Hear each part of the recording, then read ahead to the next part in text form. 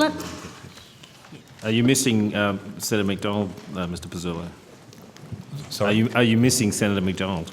I'll keep that private to myself. I'm enjoying the... I would like you to correct the evidence in relation to Meg Ryan. I think it was the person behind Meg Ryan that said, "I'll have what she's having." But if you'd like to do what Meg Ryan did before that, I'd be interested in seeing that. I do like your appreciation of the detail, Senator Patrick. Okay. So I've got the question. I put a question to Infrastructure, Regional Development and Cities in relation to transport security, and the topic relates to the Home Affairs decision to place security requirements at regional airports.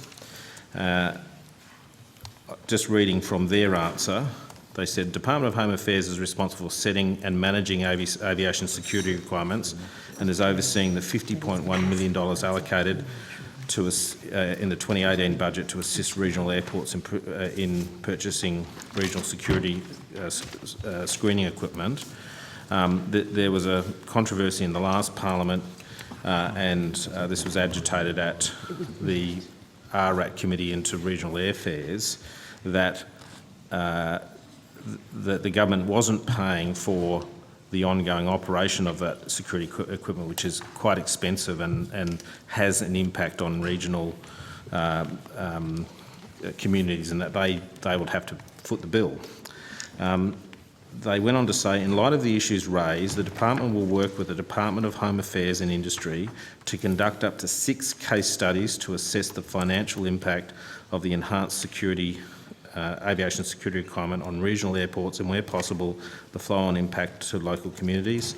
The airports from across a number of states will be selected based on varying passenger and flight departure profiles. So I'd just like to get some update on the status of those studies that are going on, presumably between you and others. Paul Gregson, Deputy Secretary, Security and Resilience. Thanks for the question, Senator. Yes, we're working with infrastructure on that issue. They're the lead. They will pick the 6 or so airports to be studied, and we'll work with them on the security element. We've had several conversations with them over the past few months, and we're still working on that with them. Okay, so you don't really have any details as to when that it's likely to be expected that a decision will be made in relation to any further funding? No, Senator. Okay. All right.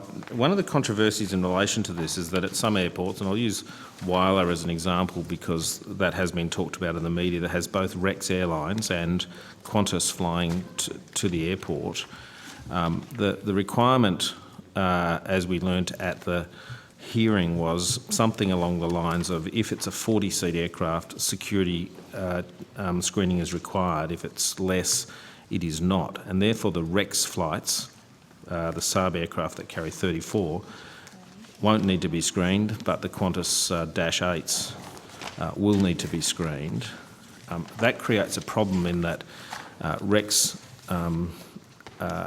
say they're operating on limited margins, and noting there's no requirement to have security checks, would have to then pay for the security screening unnecessarily. And Qantas, on the other hand, will say we are being disadvantaged in respect of our particular flight because, and we now have to bear all of the cost of the security. Has the department looked at that aspect of it? Yes, Senator. So the 40-seat requirement came out of a review done by the Inspector of Transport Security in 2017. We're shifting from a weight-based test to a number of passengers.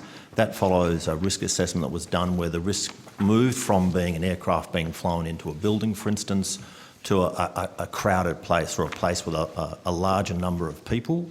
The inspector had to draw the line somewhere, and he drew it at 40 seats. Okay, so, but my question goes to if an airport, because it will create problems at airports, it might be the case that, for example, if it is imposed upon Qantas and they bear all the cost at Whyalla, they may cease to operate into Whyalla, and Rex will continue to operate there because they don't need that requirement. So it creates a problem.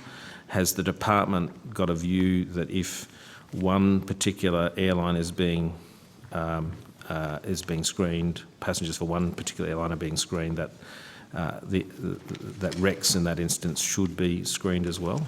Well, Senator, as I said, the tests are done on the basis of a risk assessment. The Inspector of Transport Security recommended 40 seats. There is already a difference that takes place in terms of weight, so not all aircraft flying into an airport will be screened. So there is a circumstance already where there is some difference between aircraft that are screened and unscreened.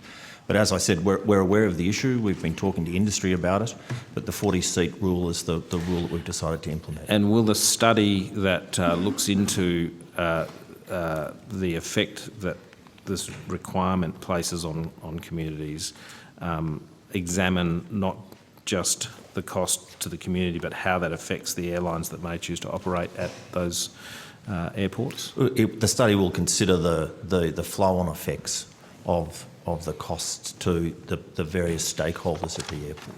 Okay, and again, you have no view at this point. You're saying the lead is Department of Industry? It is, Senator. Yeah, look, I'll ask them questions. I just didn't want to get to them. You said industry, infrastructure. Infrastructure, sorry. Just Sorry, reminded me. I'll ask them separately. Okay, I just didn't want to ask them. I need to be told to come back to you guys. No, that's okay. Thank you very much. And now the